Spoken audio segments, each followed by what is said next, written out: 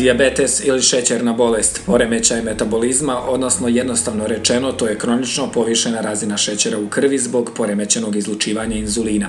Dijabetes je jedna od najčešćih kroničnih bolesti kod djece, ali ovu bolest boluju i stariji.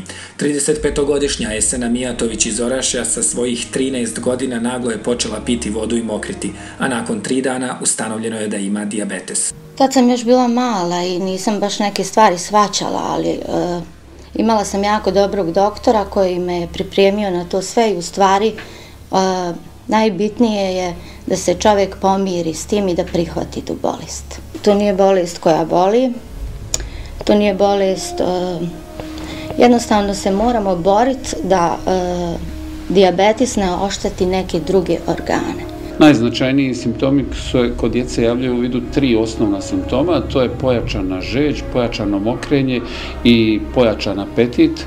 I kad roditelji primijete jedan od 3 ta simptoma, onda nam se obično jave i tad otkrijemo. Naravno, mogu se javiti i drugi simptomi, pa jedno dijete je otkriveno zato što zaostaje u rastu u odnosu na svoje vršnjake, a javljaju se i drugi, smetnje sa vidom, različite vrste glavobolja, omaglica, nesvjestica i tako dalje, mogu biti početni simptomi šećerne bolesti.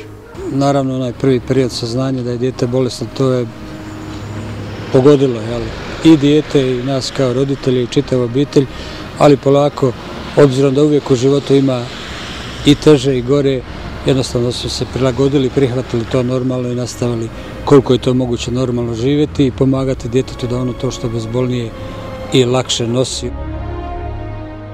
Nažalost, u Županiji Posavskoj naglo se povećao broj djece koja boluju dijabetes. Od prijeratnih 2, trenutno ih u evidenciji Doma zdravlja ima 14. Uzrok su najvjerojatnije, kažu liječnici, loši uvjeti življenja ili stres. Međutim, ni tu nije kraj mukama dijabetičara. Problem je i liječenje, odnosno lijekovi koji su na listi subvencioniranja vlade Županije Posavske. Ovaj kanton je najlošiji što se tiče dijabetičara. Znači, u Tuzlanskom kantonu, Sarajevskom kantonu upoznata sam da dijabetičari imaju sve potrebne lijekove koje trebaju da piju, a dobivaju ih na recept stvari. Mi smo prinuđeni ovdje da sve plaćamo. Sad imamo problema s tim što nam je se inzulin ukinuo. Znači ja ne mogu da primam inzulin koji primaju stariji ljudi. Znači kod nas na kantonu je samo jedna vrsta inzulina odobrena. Taj inzulin ja ne mogu da primim.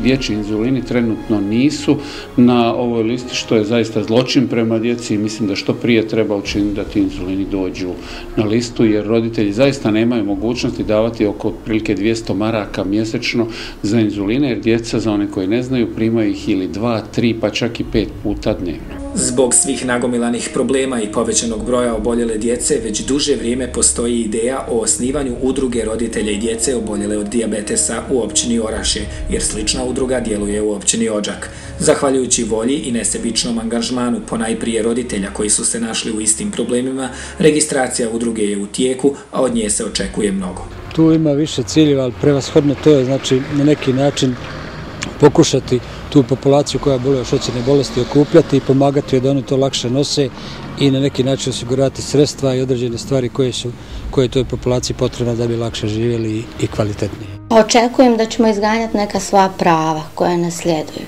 Osnovni cilj osnivanja udruge je da djeca konačno dobiju nekoga ko će ih zastupati i da se više nikad ne desi kao što je sad, da njihovi inzulini ne budu na listi i da tu djecu koja će se doživotno liječiti ne liječimo nikako ili liječimo vrlo loše. U projekt osnivanja udruge uključila se i srednja škola Fra Martina Nedića te udruga građana Bošnjački hor Azizija. Zajedničkom suradnjom s ostalim osnovnim školama, kulturno-umjetničkim društvima i glazbenim skupinama s područja općine Orašje organizirali su humanitarni koncert Dar života. Cilj je pomoći osnivanja udruge te osvijestiti malo ljudima samu šećernu bolest, da znaju koji su simptomi, koje su posljedice, jednostavno da znaju da je to nešto s čime se možemo susresti svaki dan, a ne da je to nešto što ima netko drugi, a ne mi sami. Osnivanje udruge roditelja i djece oboljele od dijabetesa je svakako pozitivan primjer da je uz volju građana i dobro razumijevanje vlasti moguće olakšati svakodnevnicu dijabetičarima. Ovaj primjer trebaju slijediti svi koji pate od nekih drugih bolesti, jer unatoč svim problemima koji nas okružuju, stanovnici općine Orašje ipak su pokazali da su spremni pomoći bližnjima u nevolji.